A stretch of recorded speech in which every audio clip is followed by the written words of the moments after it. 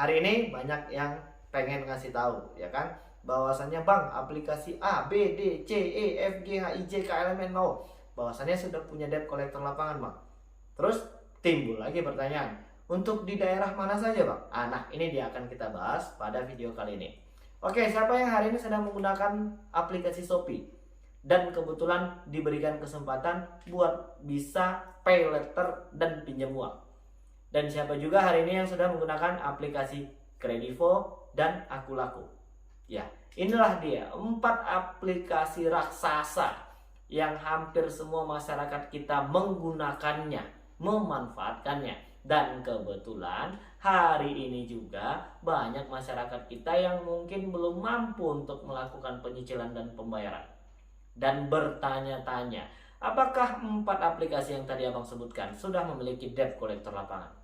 Dan apakah mereka adalah pinjol legal OJK?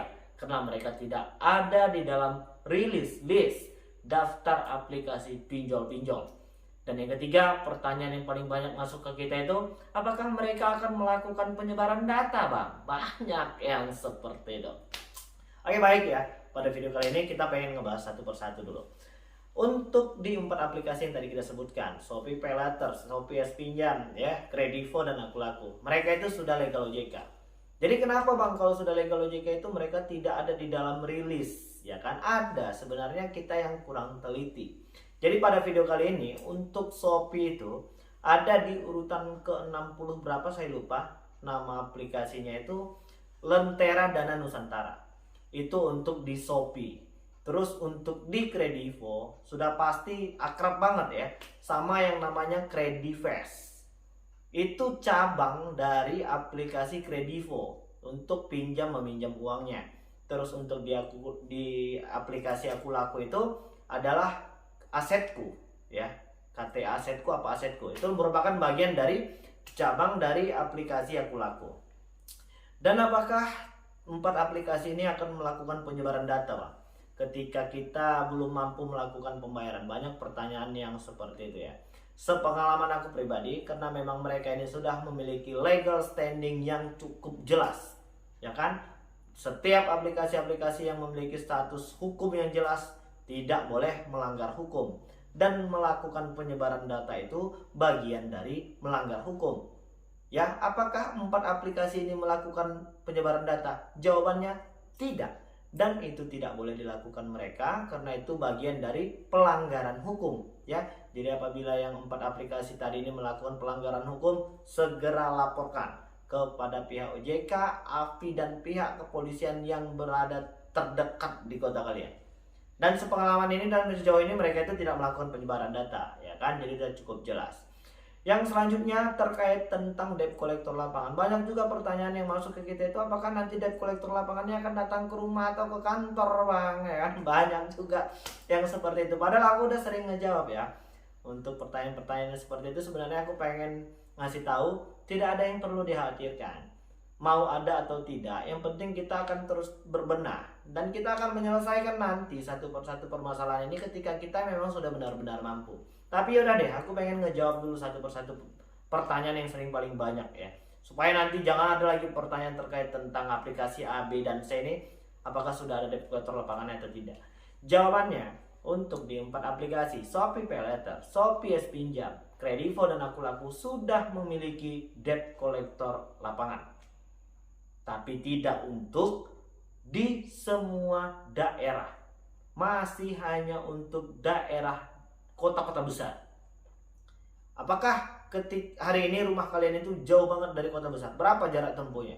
1 jam atau 2 jam bang? Masih jarang ya. Untuk aplikasi-aplikasi seperti ini paling ya di pusat kota besarnya, mungkin di kota-kota provinsinya mungkin ada. Tapi kalau udah berjarak 2 jam, 3 jam, mereka juga males buat ngejemput utang kalian yang gak seberapa itu. Ya itu pengalaman pribadi aku, ya kan.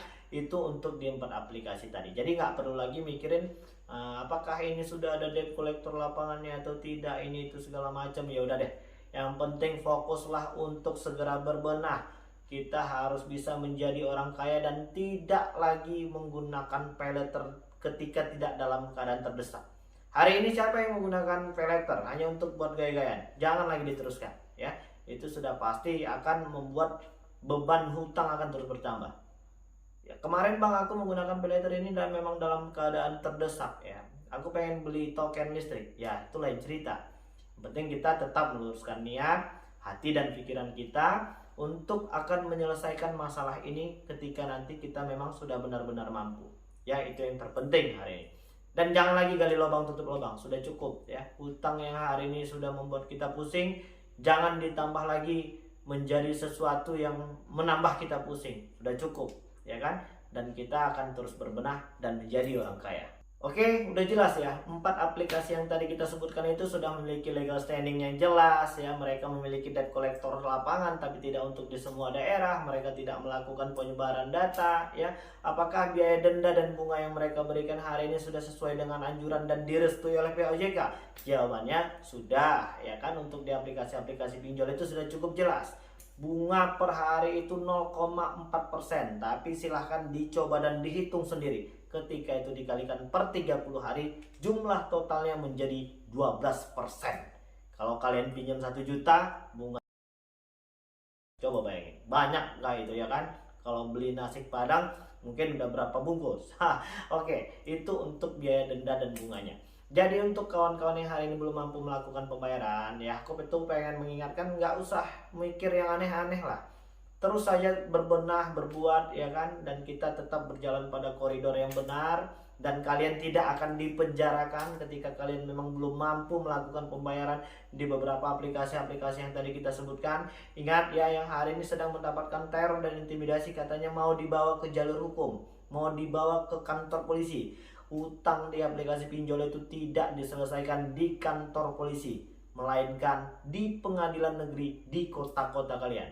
Ya, kalau memang aplikasi-aplikasi ini mau menuntut kalian. Tapi sampai dengan sejauh ini belum ada ditemukan aplikasi-aplikasi pinjol atau mungkin aplikasi-aplikasi yang tadi kita sebutkan menuntut debitur gagal bayar ke jalur hukum. Ya, tapi aku pengen mengingatkan dan mengajak kalian itu agar untuk tetap membersihkan hati, niat dan pikiran ya, supaya ini tidak lagi menjadi beban dan kita memiliki kesempatan untuk membayar semua hutang-hutang dan jangan lagi menambah deretan hutang. Oke, jadi udah cukup jelas dan mudah-mudahan video ini bermanfaat ya kan. Mudah-mudahan video ini bisa membakar kembali semangat kawan-kawan yang hari ini mungkin sedang padam, yang mungkin hari ini sedang galau. Ayo segera bangkit ya, dan jangan terlalu berlama-lama dalam keadaan keterpurukan seperti ini ya. Kita harus mampu berprestasi dan jadi orang kaya lagi. Jadi mungkin itu dulu yang bisa aku sampaikan dan mudah-mudahan video ini bermanfaat untuk kita semua. Assalamualaikum warahmatullahi wabarakatuh.